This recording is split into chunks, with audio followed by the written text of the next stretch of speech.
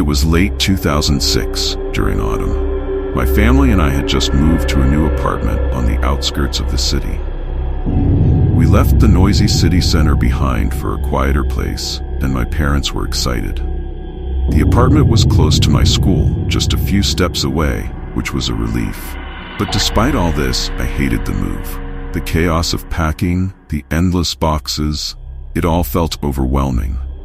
My dad, on the other hand, couldn't have been happier. He had just started a new job and wouldn't stop talking about how great his new coworkers were. He even made new friends. When we finally finished unpacking, the apartment felt more like home. I was glad things were settling down. My school was now only a 5-minute walk, and all my friends were nearby. No more long trips across town just to hang out.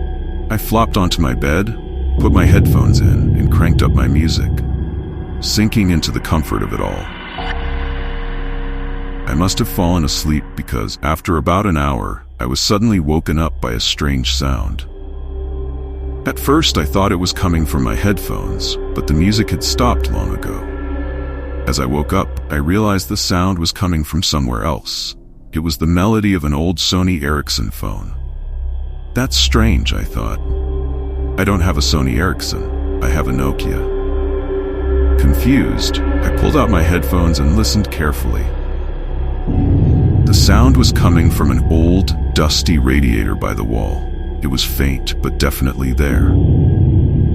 I got up and searched around the radiator, running my hand along the narrow space between it and the wall. My hand collected dust and cobwebs, but then suddenly I felt something small and hard. After a bit of struggle, I pulled it out. It was an old, battered Sony Ericsson phone, covered in layers of dust and grime. I wiped it off and took a closer look. Despite its age, it had a camera. Curious, I unlocked it, expecting to find a missed call or something. But there were no missed calls, no contacts, nothing. It was completely empty. The only thing strange about it was that it was covered in a sticky, reddish substance. I fetched some wet wipes from the kitchen to clean it off. Once I wiped it down, it looked almost new. I started looking at it more closely. The camera was in surprisingly good condition. I glanced at the wet wipe I had used and froze. The reddish substance on the wipe looked exactly like blood. My heart started racing. To distract myself, I thought of checking the phone's gallery. Maybe there were some old photos. My curiosity got the better of me, so I opened the gallery and clicked on the first picture. The image made my blood run cold. It was a photo of my apartment, this very apartment, taken from several angles. The kitchen, the bathroom, even my room. All captured on the phone. The next photo showed my bedroom, but what shocked me was that there were 2 beds in the room, as if 2 people were living there. In the photo of my parents' room, there was nothing but a single chair. As I scrolled, the photos became more disturbing. The next ones showed 3 teenagers, a girl and 2 boys, standing outside a school, completely unaware that they were being photographed. The photos were blurry, taken from a distance, as if someone had been secretly following them.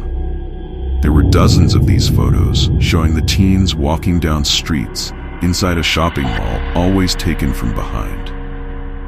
Then, my heart sank. The next photo showed a bathroom.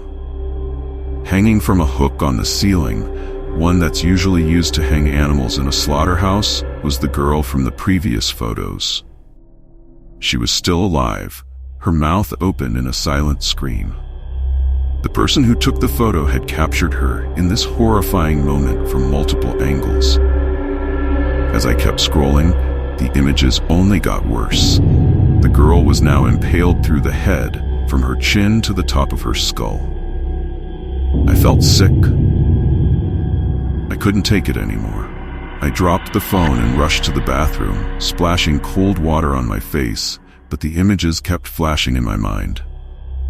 But something inside me, whether it was fear or morbid curiosity, forced me to continue. I picked the phone back up and scrolled through more photos. There were pictures of one of the boys from earlier, hanging upside down from the ceiling in my parents' bedroom. Each photo showed him with more and more of his body parts missing, until he looked like a grotesque doll. I couldn't hold it anymore. I vomited on the floor. I wanted to tell my parents, but it was already late, and I was too afraid. My body trembled as I lay in bed, staring at the ceiling. I couldn't shake off the images.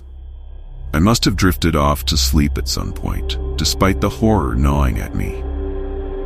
The next morning, I woke up feeling sick and feverish.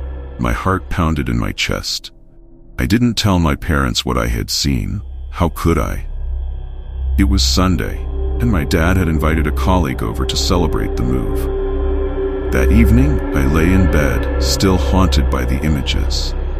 My dad and his colleague were laughing in the other room, and I couldn't stop thinking about the phone. There was one thing I hadn't checked: the video section. I sat up, grabbed the phone, and opened the videos. There weren't as many videos as photos, but the contents were just as horrifying. The first video showed the girl, hanging from the hook, screaming in agony. The person behind the camera filmed her for several minutes. As I was about to turn it off, something caught my eye. In the reflection of the mirror, I saw the person holding the camera. It was the man sitting in the next room, laughing with my parents.